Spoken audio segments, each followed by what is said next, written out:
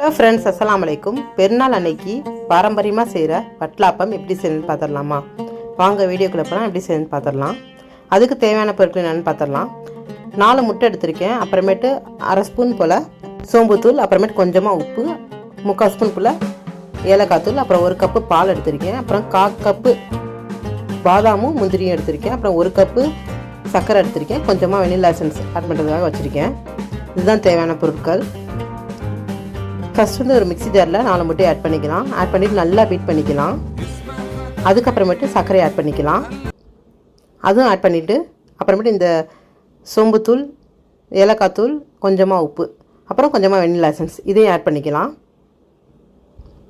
Add பண்ணிவிட்டு அதை beat பண்ணி எடுத்துக்கலாம். இப்போ இந்த பாதாம் வந்து தொழிச்சிட்டு முந்திரியையும் பாதாமையும் சேர்த்து பால் ஊற்றி அரைச்சி எடுத்துக்கலாம். இப்போ அந்த பேஸ்ட்டை வந்து இந்த மிக்ஸி ஜாரில் அரைச்சி வச்சுருக்கோம்னா அதில் ஆட் பண்ணிக்கலாம். அப்புறம் இந்த பாலை